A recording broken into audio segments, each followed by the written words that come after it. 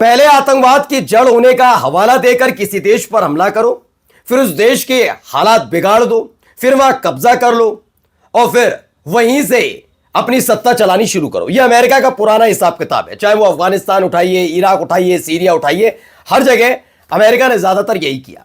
लेकिन जब से ईरान के साथ तनाव बढ़ा है, या यूं कहा जाए गजा के साथ हिसाब किताब बना है इजराइल का, तब से मिडिल ईस्ट में अमेरिका की मौजूदगी लोगों को खटकने लगी है। एक और मुस्लिम देश है जहां से तंबू और बंबू दोनों खड़ गए अमेरिका की। खास बात यह है कि इस देश में अभी अभी हाल ही में 1 साल पहले ही तख्ता पलट हुआ था, वो भी अमेरिका की वजह से। लेकिन 1 साल भी वहां की जनता अमेरिका को झेल नहीं पाई और अमेरिकी सैनिकों को खदेड़ दिया गया है। खबर दिखाऊंगा यह भी नहीं, अमेरिका के राष्ट्रपति डोनाल्ड ट्रंप पर्दे के पीछे रहकर ईरान के खिलाफ एक बड़ी स्ट्राइक का प्लान बना रहे थे क्या? क्यों?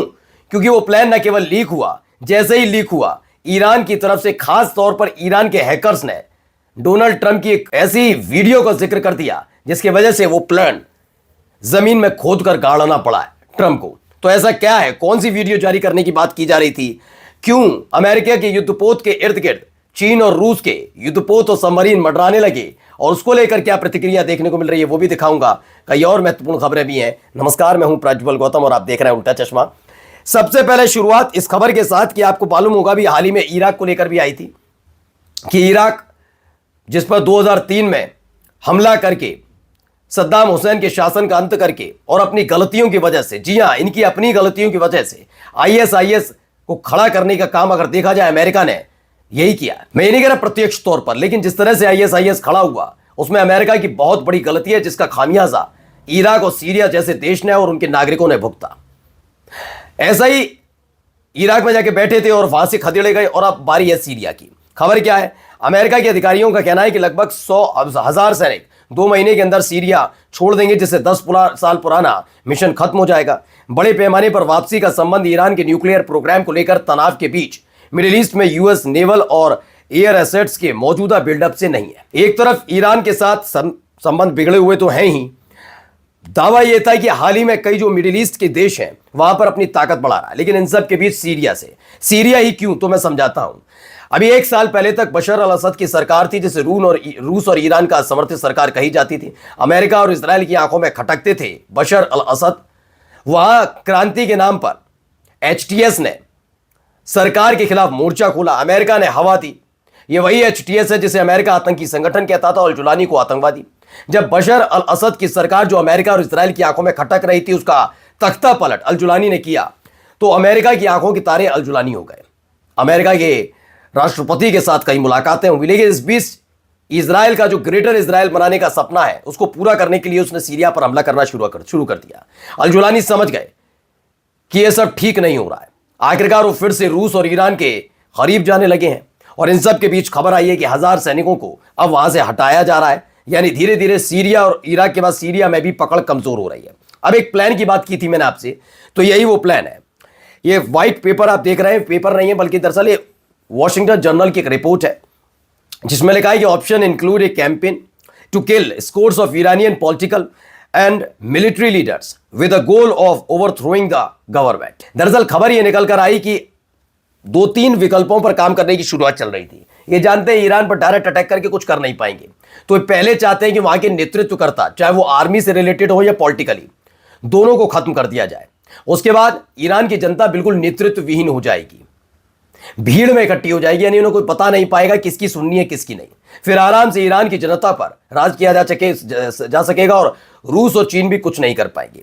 इसी के साथ सत्ता बदलाव के मकसद से ईरान के कई पॉलिटिकल और मिलिट्री लीडर्स को मारने का प्लान था। बैलिस्टिक और न्यूक्लियर मिसाइल केंद्रों पर हवाई हमले की तैयारी थी।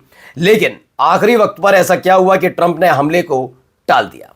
दरअसल इसी बीच एक दावा किया गया, हैकर्स ग्रुप है, Iranian hackers claim they have videos of President Trump with minors, यानी छोटी छोटी नाबालिग बच्चियों के साथ कुछ इस तरह के वीडियोस डोनाल्ड ट्रंप के हैक कर लिए हैं हैकर्स ग्रुप ने, ईरान के हैकर ग्रुप ने, जिसको लेकर धमकी दी है कि अगर अमेरिका ने ईरान पर हमला किया तो सार्वजनिक कर देंगे। दरअसल आप पहले से ही जानते हैं, अगर नहीं जानते तो बता दूं कि गजा और इजराइल के बीच जब संघर्ष चल रहा था तब ईरान का हंडाला ग्रुप बड़ा चर्चा में रहा। दरअसल इसने इजराइल को बड़ी गहरी चोट पहुंचाई थी। इसने कई म्युनिसिपल कॉरपोरेशंस के नेटवर्क्स को न केवल हैक किया बल्कि जो इसराइल के सैनिक और इसराइल की सरकार से जुड़े कई मंत्रियों के निजी मेल और फोटो सार्वजनिक कर दिए थे, जिससे बड़ी थू भी हुई थी। इसलिए इसराइल तो ताकत समझता है कि ईरान का हैकर ग्रुप क्या क्या कर सकता है। इसी वजह से अमेरिका भी थोड़ा शांत है कि वाकई क्या ट्रंप के वो वाले वीडियो जिसे दुनिया से छिपा कर रखने की कोशिश हो रही है वो क्या ईरान के हैकर्स के पास है, तो क्या इसी वजह से टाला गया ये पूरा हमला। इन सब के बीच एक वीडियो निकलकर सामने आई जिसने खास तौर पर अमेरिकी सैनिकों की धड़कन बढ़ाई है, क्योंकि एक दिन पहले हमने आपको खबर दिखाई थी कि अमेरिका की CIA यानी कि खुफिया एजेंसी के पूर्व अफसर ने बताया था कि ईरान के पास जो हाइपरसोनिक मिसाइल है उससे भिड़ पाना या उससे बच पाना अमेरिकी युद्धपोत के बस में नहीं है। और अमेरिकी युद्धपोत पर इस वक्त 25,000 अमेरिकी सैनिक सवार हैं, जिसमें अधिकारी और सैनिक दोनों शामिल हैं। अब ऐसे में कुछ जहाज पहुंचे हैं, देखिए जहाज है, हेलीकॉप्टर्स हैं, लगातार हमले हो रहे हैं। ये तमाम चीजें स्ट्रेट ऑफ हॉर्मुज में हो रही हैं। हमने आपको बताया था 2 हफ्ते पहले कि एक पूरी की पूरी ड्रिल या यूं कहा जाए एक्सरसाइज शुरू होने जा रही है स्ट्रेट ऑफ हॉर्मुज में, जहां एक तरफ अमेरिका अपने एक और युद्धपोत को ईरान के बिल्कुल बगल में लगाने की प्लान सेट कर रहा है, तो वहीं दूसरी तरफ खबर यह भी निकल कर आई जिसमें दावा किया जा रहा है कि देखिए Russian warship arrive for military exercise with Iran. Russia, Iran and China have deployed naval vessels for joint exercise in the strait of Hormuz.